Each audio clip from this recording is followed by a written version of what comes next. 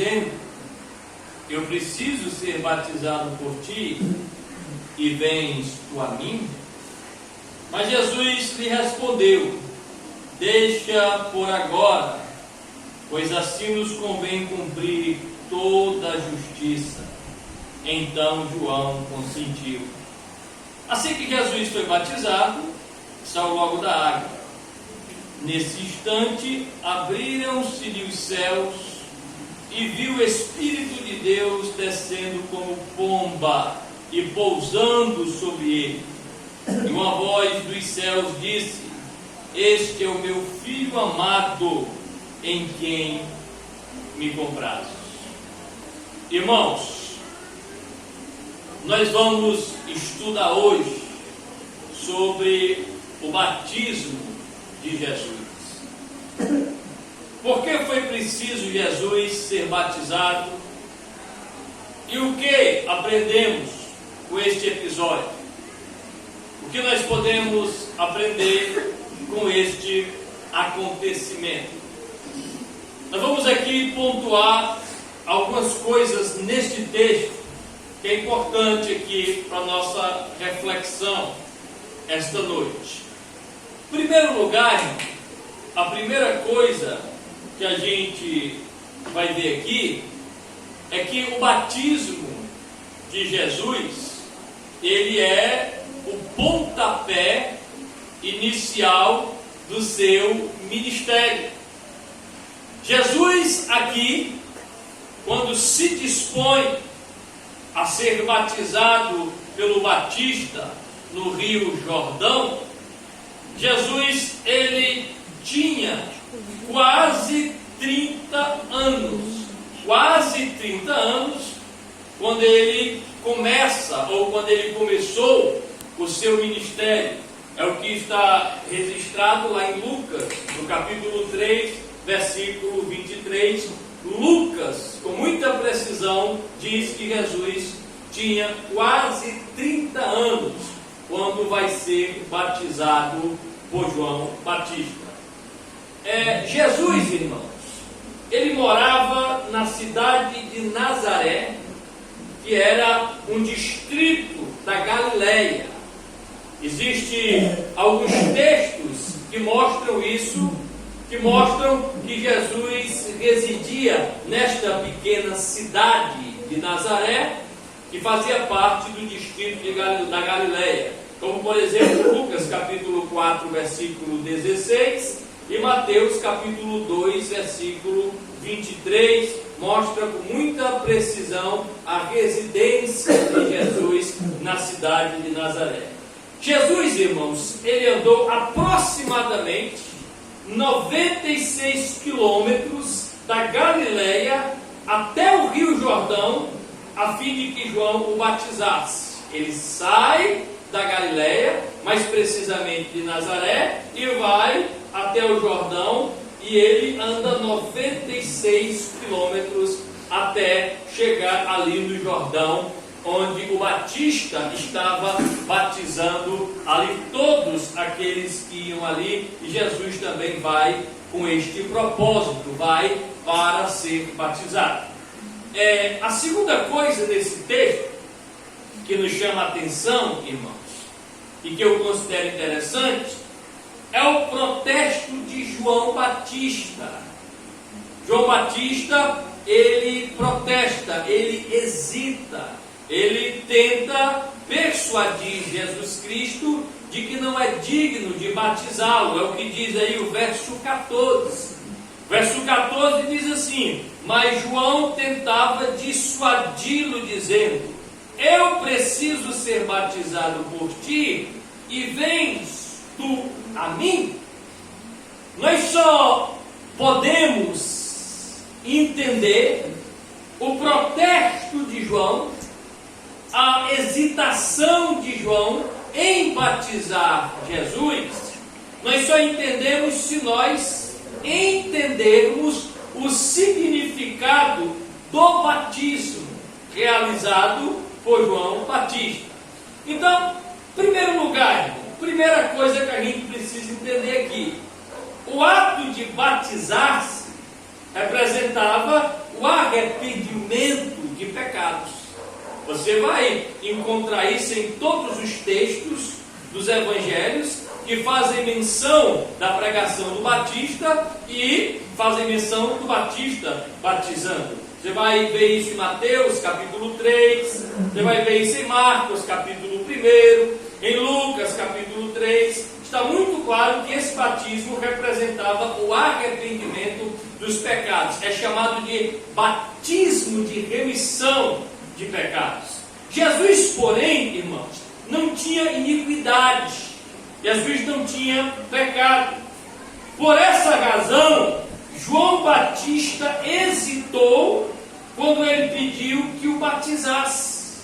Ora, João Batista, irmão, está diante do Messias.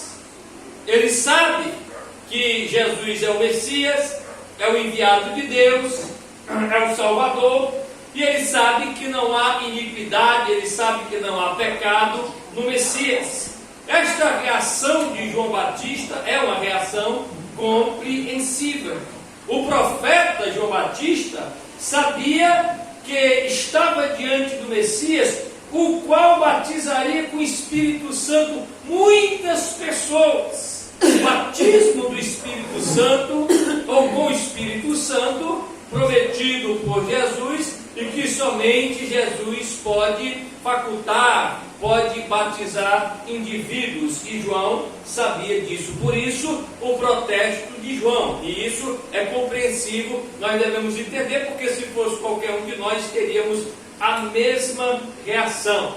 Pois bem, se Jesus Cristo, irmão, como nós falamos aqui, era perfeito, se Jesus Cristo não havia pecado para se arrepender dos mesmos, o terceiro tópico, ele vem com uma pergunta para nós. É uma pergunta: por que então Jesus foi batizado? Por que Jesus foi batizado nas águas? Por que foi preciso João Batista batizar Jesus? O próprio Jesus Cristo, ele responde isso no verso 15. Se você quiser acompanhar na sua Bíblia, o verso 15 diz: mas Jesus lhe respondeu: deixa por agora, pois assim nos convém cumprir toda a justiça. Então João consentiu. João consentiu.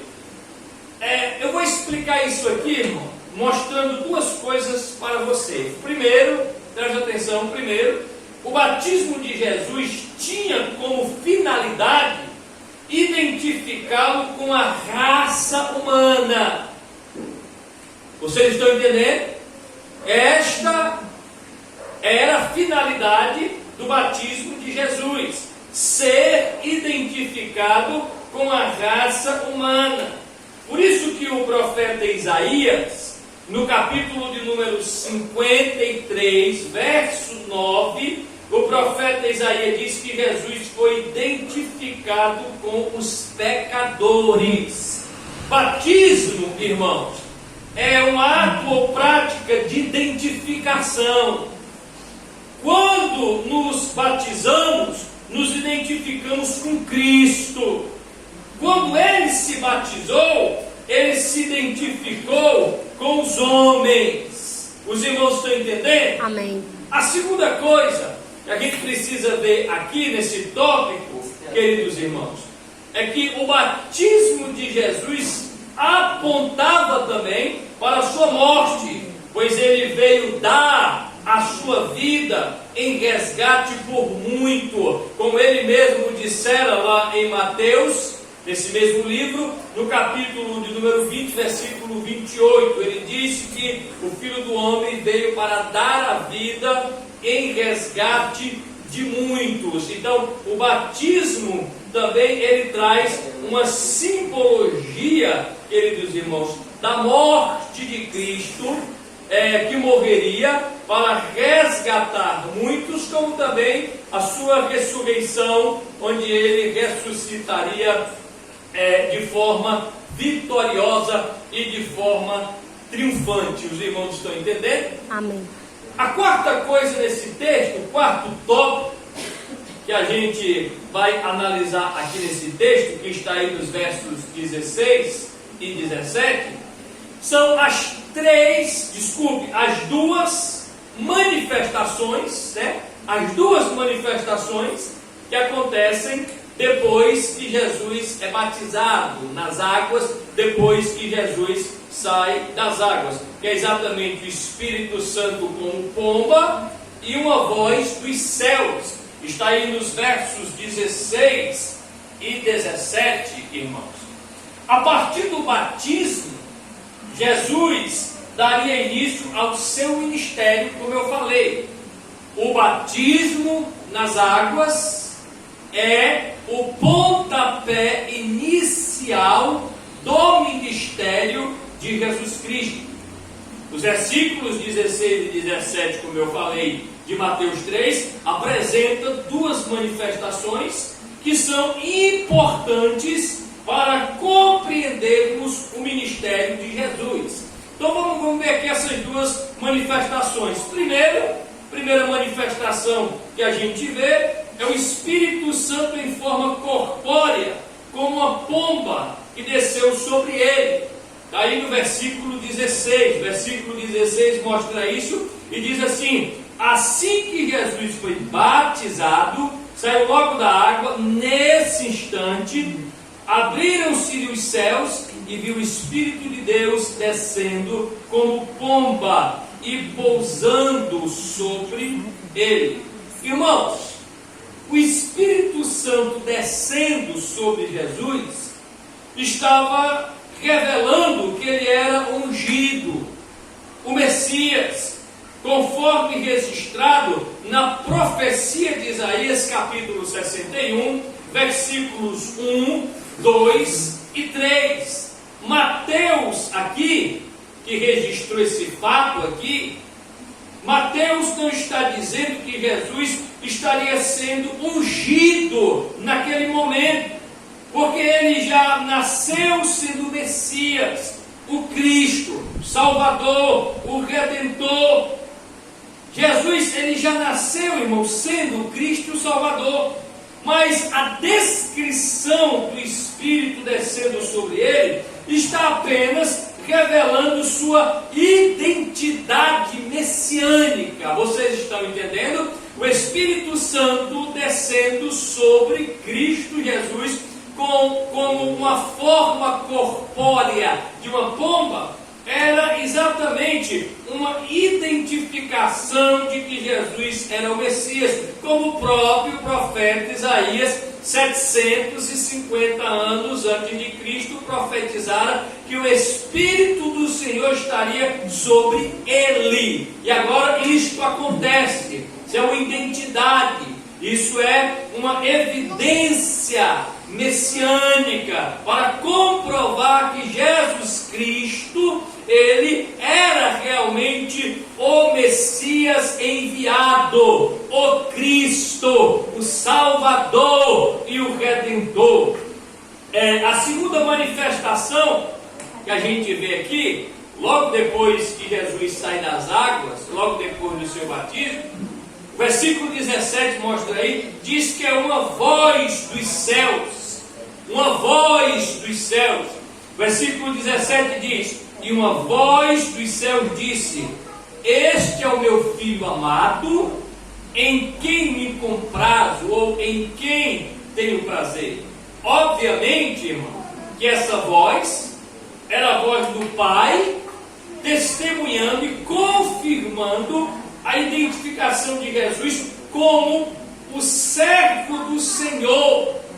E essa voz aqui o designa como filho amado de Deus, escolhido como aquele que cumpriu a profecia do Antigo Testamento, ou, por que não dizer, as profecias do Antigo Testamento. Profecias como, por exemplo, o Salmo de número 2, versículo 7, Isaías 42, versículo de número 1, profecias que fazem menção do servo sofredor, que fazem menção do Cristo entre os homens, meus queridos irmãos. Então, essa forma corpórea, o Espírito Santo em forma corpórea de uma pomba, era a evidência de que o Espírito Santo estaria sobre o Messias, e a voz dos céus, a voz do Pai, era o Pai testemunhando que aquele era o seu Filho amado, que foi enviado para ser o servo sofredor, aquele que veio para dar a vida pelos homens.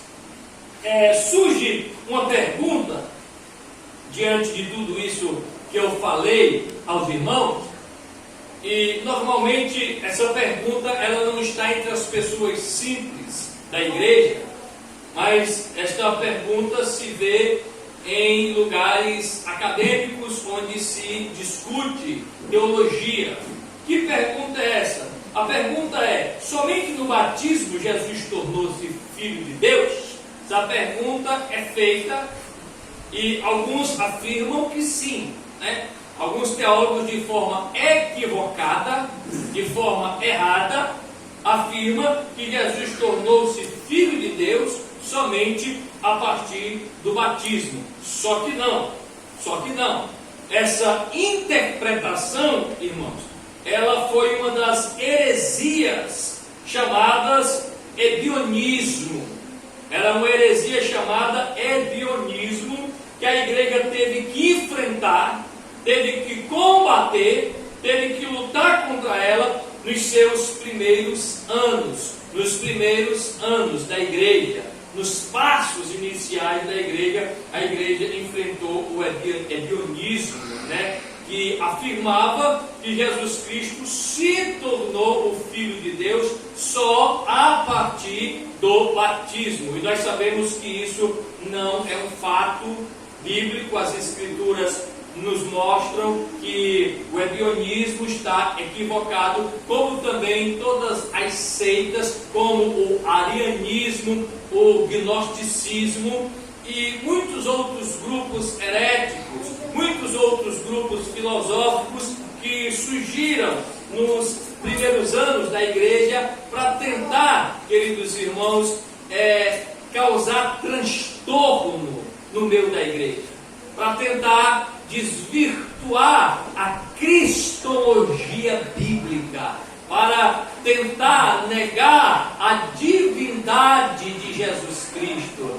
para tentar negar que Jesus Cristo, ele era Deus. Jesus Cristo, queridos irmãos, escute bem, Jesus, ao ser gerado pelo Espírito Santo através de Maria, ele já era, desde o seu nascimento, o único, especial e perfeito Filho de Deus. Aleluia. Então Jesus, desde o momento que ele é gerado pelo Espírito Santo através de Maria, ele já é o Filho de Deus desde o seu nascimento. Nunca houve um momento na história que Jesus Cristo não fosse Filho de Deus, como também com o Pai. Jesus Cristo, ele é Deus. Jesus Cristo, queridos irmãos, é o Deus que se fez carne e passou por este batismo para ser identificado com os seres humanos.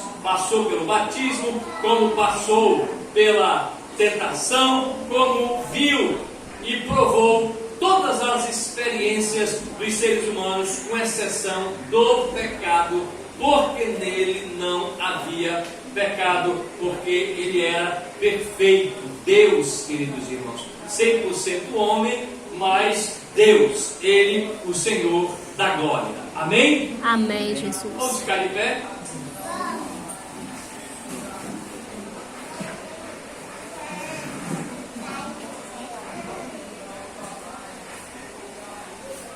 Curve a sua cabeça e vamos, nesse momento, orar ao Senhor, fazer um rogo a Deus e suplicar a sua graça e a sua misericórdia. Senhor Deus, Pai de toda bondade, nós expressamos a nossa gratidão por estarmos aqui, Senhor, te louvando, te adorando, bendizendo e exaltando o teu nome. Te agradeço pela vida de todos os teus filhos que aqui vieram aprender o teu ensino, aprender a tua palavra.